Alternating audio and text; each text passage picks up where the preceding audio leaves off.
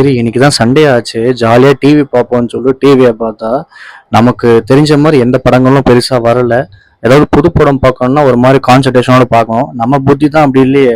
சரி ஃபோன பார்த்துக்கிட்டே பார்ப்போம்ன்னு சொல்லி பார்ப்போம். அதனால முக்காவாசி தெரிஞ்ச படமே தான் பார்க்குறது. ஸோ அந்த மாரி எந்த படங்களும் வரல. பார்த்தா கேடிவிலேருந்து ஒஸ்தி படம் போட்டிருந்தான். சரி சின்ன வயசுல பார்த்தோமே ரொம்ப சூப்பரா இருக்குமே அப்படின்ற மாரி பார்க்க ஆரம்பிச்சேன். அப்புறம் தான் தெரியுது சின்ன வயசுல நல்லா ஏமாந்துட்டேன்டா சின்ன வயசுல. அதாவது சின்ன வயசுல பார்க்கும்போது நல்லா இருக்கும். ஐயோ! சிம்பு அடிக்கிறாரு, பயங்கரமா இது பண்றாரு, பஞ்ச் டயலாக் பேசுறாரு அப்படின்ற மாரி இருக்கும். ஆனா அஃபிஷியலா பார்த்தீங்கன்னா, இந்த படம் வந்து ஒரு ஃப்ளாப் தான் போல.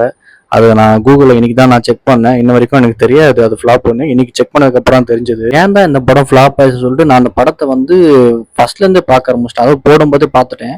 பார்த்தா ஃபுல்லா கிரிஞ்சு டயலாக்ஸ். சிம்பு ஃபேன்ஸ் என்ன மன்னிச்சிருங்க. அவருடைய எல்லா படங்களும் எனக்கு பிடிக்கும். ஆனா பர்சனலா வந்து இந்த படம் பார்த்தீங்கன்னா ரொம்ப டூ மச்சா இருக்கிற மாதிரி இருந்துச்சு. அதாவது இந்த படத்தோட மெயின் நெகட்டிவே பார்த்தீங்கன்னா சிம்பு அவர்கள் தான். ஏன் அப்படி சொல்றேன்னா, இந்த படம் வந்து பார்த்தீங்கன்னா டபாங் படத்தோட அஃபிஷியல் ரீமேக்கு. அதுலயுமே வில்லன் பார்த்தீங்கன்னா சோனு சூட் தான். தமிழ்லயும் பார்த்தீங்கன்னா சோனு சூட் தான் வில்லனா நடிச்சிருப்பாரு. நீங்க வந்து வில்லன் மேல வந்து எந்த குறையும் சொல்ல முடியாது. சிம்பு அவர் வந்து பார்த்தீங்கன்னா இந்த கேரக்டருக்கு வந்து ஆப்டா அப்ப தெரியல.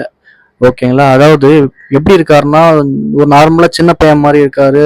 அந்த போலீஸ் தான் அந்த ரக்கடான ஃபேஸு, அந்த முகபாவனை எல்லாமே இருக்கும். ஆனா அந்த படத்துல ரொம்பவே நார்மலா ஆர்டிஃபிஷியலா இருக்கிற மாரி இருந்தது. ஃபுல்லாவே பார்த்தீங்கன்னா, கிரின்ஜ் டயலாக்ஸ் நெறைய இடத்துல இருக்கு. முக்கியமா இல்ல ஸ்பெஷலா நான் மென்ஷன் பண்ணணும்னா கிளைமேக்ஸ் தான். சோனு சூட் அவர்களுக்கு நிஜமாலே சிக்ஸ் பேக் இருக்கு. அது பயங்கரமா தெரிஞ்சது.